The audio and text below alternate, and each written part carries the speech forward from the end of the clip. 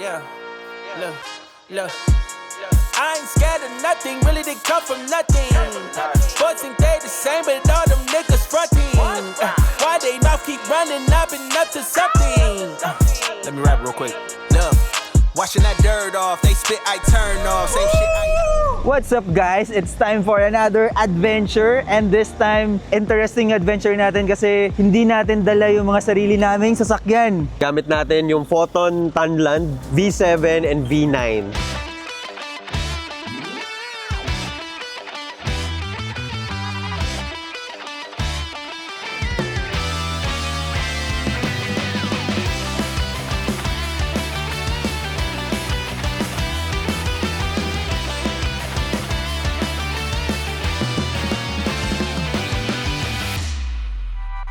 Touchdown Estanza. So guys, nandito na tayo sa first location natin sa Lingayen, Pangasinan. Actually sa Estanza Beach. Mag-walkthrough na rin tayo ng exterior beauty nitong Tanland V7 4x4 diesel hybrid. Ang laki ng grill. Meron din siyang LED headlights and then DRL. Moving dito sa wheels, we have an 18-inch alloy wheels with all-terrain tires. Since malaki to and mataas, so kailangan mo ng stepboard. Pero isa sa pinagkaiba nitong V7 sa V9, itong V7 naka-leaf spring sa rear suspension. Pwede pang kargahan, pang heavy duty, pang business. And dito naman sa likod, simulan natin sa tailgate niya. Napakalawak, napakalaki since it's a full size. Pero may hydraulic assist. So hindi siya babagsak, hindi siya mabigat. Naka-spray on bed liner. So for other similarities and differences nitong Tanland V7 and V9, si Brian na mag-explain sa inyo. Go Brian! Okay guys, so let's discuss naman itong Tanland V9. So si Tanland, yung grill niya is honeycomb. Malaki pa rin siya tignan, halatang full-size truck. And pagdating naman sa headlight, it's still LED pero pa-horizontal naman yung design niya. Under the hood, same engine with the V7 and the V9. It's powered by an Occan 2.0 liter turbo diesel hybrid engine, 8-speed automatic. Pagdating sa power, it gives you 161 horsepower and 450 Newton meters of torque. Let's go over sa side naman. Here you have an over fender, so it gives you that wider look. Macho siya tignan. Pagdating naman sa wheels and tires, same lang siya, 265/70 R18 all-terrain tires, 18 inches alloy wheels. Over here, we have a steel step board na sa kabila naman sa V7, it's just plastic. So guys, sa rear end naman itong V9, mapapansin nyo, meron siyang malaking plastic garnish with a big Photon badge. You have the cameras, sensors, and yung emblem niya blacked out. So Tanland V9 and it says hybrid. So guys, dito naman sa rear end or sa bed, kung napansin nyo, hindi siya bumagsak kasi meron siyang dalawang strut assist. And itong step ladder. Ayan. So si V9 meron siyang step ladder. Dito kay Photon, ang ginawa nila sprayed on. So it gives you that premium look, durable, and napakalinis tignan. Pagdating sa likod na suspension, si V9 is naka-coil spring, which gives you extra comfort. So para ka naka full size SUV. So pagdating sa length, it is measured at 5,617 mm, width of 2,030 mm, and the height of 1,910 mm. For now, try naman natin laruin sila sa sand. There's a heavy load upon my back. No way to throw it off. For a second, I believe it's gone. I'm just a fool out of love.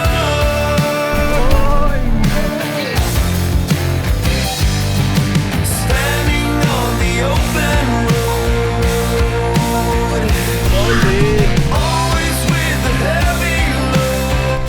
Sarap ihataw nito dito sa buhangin. Don't let me carry it alone.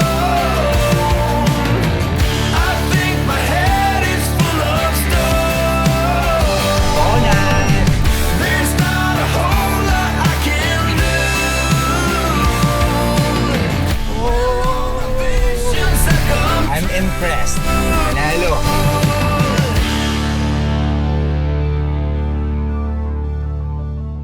Copy, eto na yung river. Bro, mukhang hindi Ito na yung paahon, no? Mukha pa lang hindi siya matarik sa photo, pero grabe yung tarik pala nung ahon dito. Ano yung mga bastag mo dyan? Hinita ka lang. Yun yung tawag nila. Sila nagsabi. Grabe, ang tarik na to. Bro!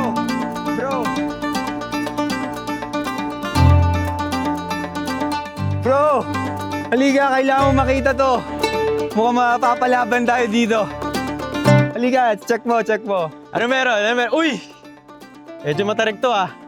Tsaka gravel, no? Loose gravel. Bro, for low, gapang, may mga rat doon, buwelo. Sige, masusubukan natin tong Tanland. Ah. 4 low tayo. Matatry na natin yung 4 low. Okay, let's go! So guys, nandito na tayo sa bridge. And nandito tayo ngayon sa tinatawag nilang mini takadang. Paahon, loose gravel, Paliko. medyo challenging, paliko. Pag nandito na kayo sa bridge, ito naman yung pwede nyo pag-swimmingan or pagbabadan. Ganito oh. So guys, ito na yung pinakahintay natin na part dito sa Daang Katutubo. Dito na natin matetesting yung capacity nitong, capabilities nitong Tanland. Saan ba yung aahuyin natin, bro? So may tinatawag sila dito mini takadang na loose gravel, tapos uphill, Liko. and paliko. So subukan natin, try muna natin yung 4 low na itong B7. Tara! Go!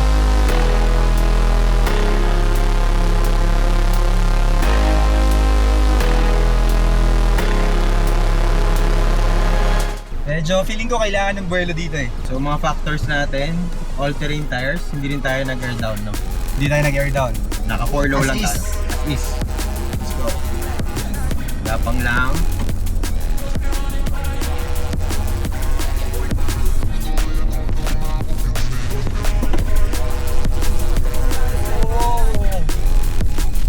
Malalim pa din yun dito.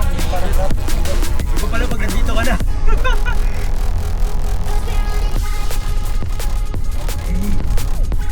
Ay, kaya pa. Hop.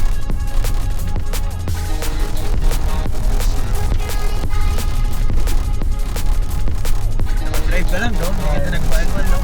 Makamot, sobrang loose. Ang lalaki ng bato.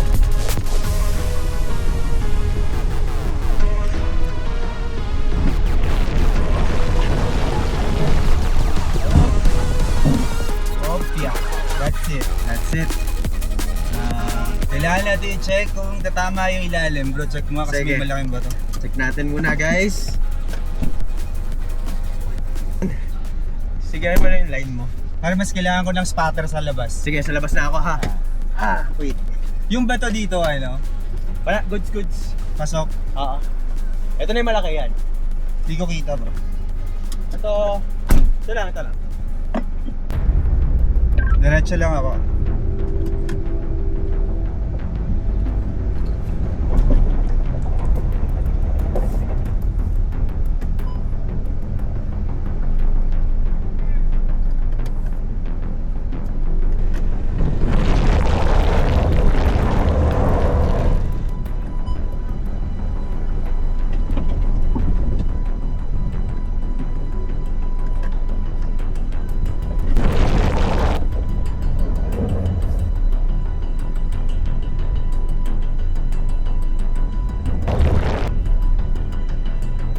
Sobrang loose, di kaya.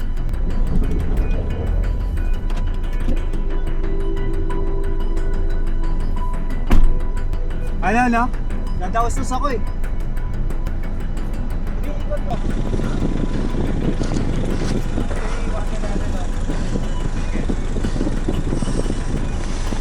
Naka 4 low naman.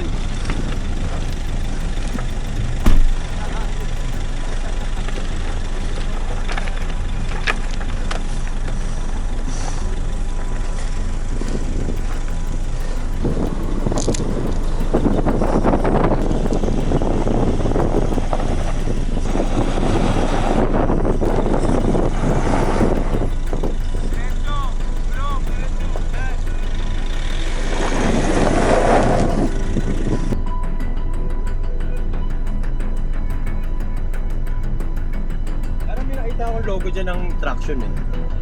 Off mo yan. Kaso, paano malalaman? Hindi radyo ba sir? Pero lang. Sir Romeo, paano pa tayong traction nito? Merong switch yan sir sa may, sa may dashboard natin. Sa may center console. Paano malalaman pag I-hold? Sir. Subok nga bro kung iikot. Kailangan nila ba to?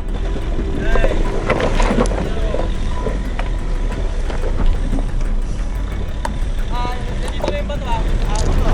Daanan mo na, daanan mo.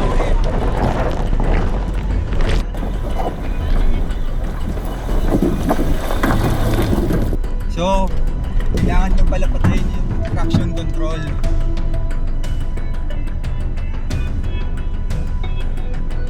Sasabit, hindi.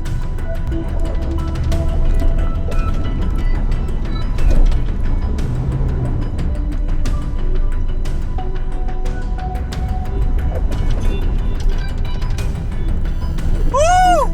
Let's go! Woo! Ang nangyari pala, kaya ayaw kumamot, ayaw walang traction yung harapan kasi naka-on yung traction control niya. So nung na-off na, umahon naman na yung V7. So kung tatanungin kung kaya. Putang na, nakatakot yun. Terrain. So ayaw niyang hindi siya kumakamot. Okay. Kaya napansin nyo nung na-off na natin, tinanong natin kung paano i-off. Kumamot na siya agad. Hindi talaga siya ahon nun, di ba? Likod lang kumakamot Yung harapan naka-steady. So make sure talaga yan, 4 low, first gear, tsaka yung traction control. Ito kasi walang differential lock. Yung V9, tatry natin ngayon, may diff lock yun, malaking bagay yun. Again, we're no expert guys, lang tayo. Hobby lang natin to, pero yun yung mga konting natutunan natin. And just correct me if I'm wrong guys. Woo! Grabe yun. So, very important lang na maging familiar talaga sa sasakyan. And then, yun lang. Kasi parang pag dumaos-os ka kasi dun, didiretso ka talaga pababa eh. Pero so far, traction control lang pala, hindi nakalimutan lang patayin. And then gumapang naman na siya. So ayun guys, kinaya ng Tunland V7. And balik tayo dun, yung V9 naman subukan natin. Sobrang tarik nito, grabe. And pababa talaga. So guys, mag-river crossing tayo. Medyo mababaw lang naman yung ilog yan. Compared last time. Pero still, ganda pa din. Ano pa rin tayo para sigurado. River crossing! Go! Babaw lang siya ngayon.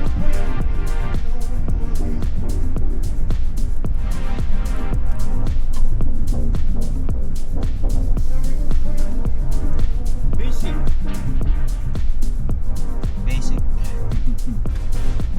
Let's go! Okay guys, so kinaya ng V7 yung uphill dito sa Daang Katutubo. So take note guys, isang key difference kasi nitong V7 sa V9, ito may diff lock. So ngayon, try natin yung may diff lock. And kanina, nagkagulo tayo dun sa traction control. So ito yung off natin. Tingnan natin kung paano siya magpe-perform. Let's go! Go, go! Yan. Ah! Woo! Okay! Kaliwa. Patubay. Ayan. Woo! Kanan. Okay. Kasi bro, dito ako kumenta. Grabe! Woo!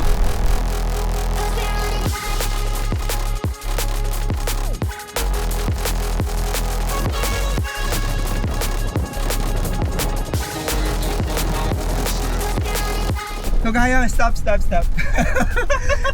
Na-stress ako. Pero guys, kayang-kaya ng V9, parang minani niya lang kumpara dun sa V7. Though same makina, same lahat. Nagkamali lang kami nung setting nung una. Pero it just proved na kayang-kaya pareho. Engine wise, kayang-kaya talaga. Kasi kung di nagkamali, kakano naman eh. Traction lang. And I think malaking factor din siguro yung diff lock sa likod. So with the V9 kasi halos hindi siya nag-struggle. Yung kanina naman, kaya tayo nagkaroon ng konting challenges dahil nga din sa traction. Correct. Which is na-figure out natin nung bumaba ako, nagpa-check si Kirk, hindi nga kasi nag-engage yung walang traction yung harapan. So dun in-off ni Kirk, umahon naman na. So guys, V7 and V9 approved. So guys, V9 for river crossing. Piloted by Brian. So mababaw lang naman yung tubig na to. Pero pasok na pasok sa wading depth ng Tunland pickups.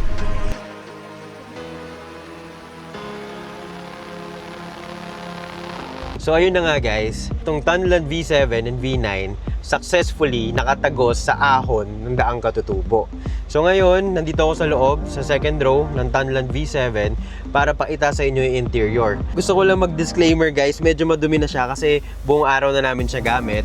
But first impression ko dito, kita nyo naman how comfy yung upo ko ngayon. This is a full-size truck and ito yung space na makukuha nyo.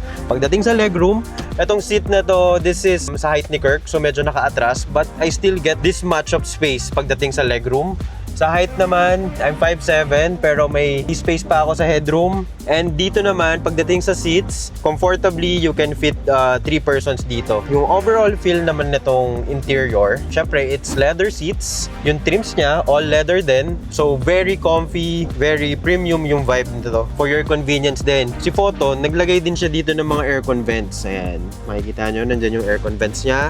Meron din siyang dalawang USB ports. This is Type A. Ayan. So ito, I think this is abang to ng mga additional switches just in case.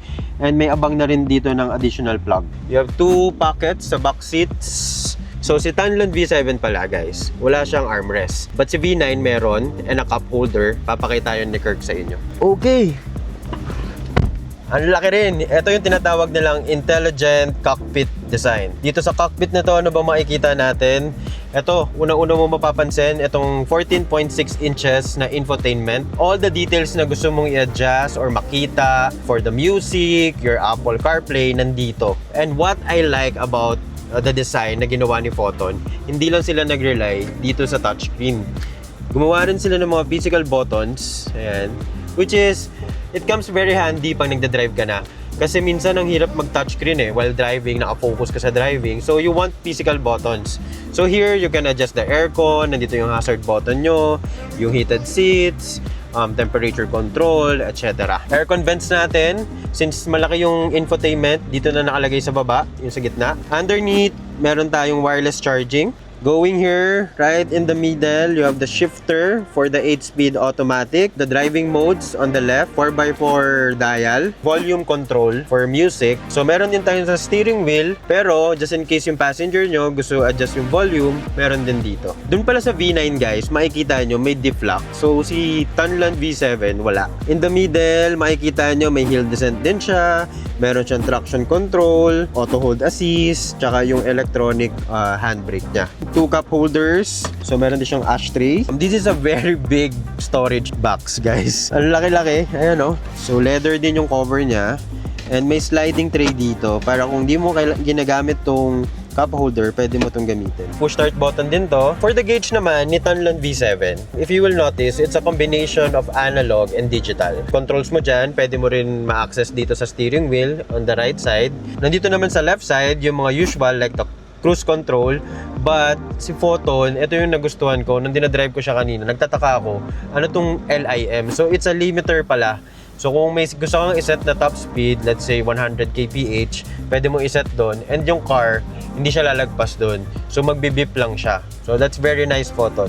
Right in the middle, horn button nyo with the Photon logo. Behind the steering wheel, nandyan din yung natin, paddle shifter for convenience. Itong design ng steering wheel niya, so rounded siya dito sa taas. Underneath, medyo flat, which is very modern sa akin. For the wiper, may auto function siya. Sa lights also, may auto function and it comes with a fog lamp na rin. So guys, ito pala isa na gusto ko dito. Hindi mo siya masyado na mapapansin, pero dito may malaki ka pa ring storage area. So ang dami mo man pwede malagay dito. So tara, ikot tayo sa kabila guys. Here, meron tayong headlight leveler. Itong Tunland trucks, ang maganda sa kanya is meron siyang 8-way power seat adjustment sa driver's side and sa kabila naman 4-way. So not bad, diba? Parehas silang automatic. And lastly guys, for the power steering naman itong V7, this is hydraulic and sa V9 it's electric. So yun yung isang difference nila. And that's it for the interior ng Tunland V7. Check naman natin yung V9. So, if you love the Tunland V7 and looking for something premium, ito yun, V9. And isang key difference na meron tong V9 na wala yung V7 is itong armrest sa likod na may dalawang cup holder. Ayan. Sobrang spacious. Ngayon lang ako nakaupo dito sa likod. Lahat yung nakita nyo sa V7, yun din yung makikita nyo sa V9, but with a little difference. Tara, lipat naman tayo sa harap. Okay guys, so kung nagustuhan nyo yung Tunland V7 na interior, ito naman yung mga added features ng V9. Meron siyang electric power steering na sobrang lambot i-turn. Kaya ng one finger. Ayan, effortless. If you come closer, makikita nyo yung dash nito is all digital. Sobrang clear, sobrang colorful, sobrang ganda tignan. And isa sa favorite added feature ko dito sa V9 is yung rear differential lock. So, sobrang favorite ko to lalo pag nag-off-road ka, which is nagamit natin kanina habang umaahon tayo doon sa terrain nung pahon.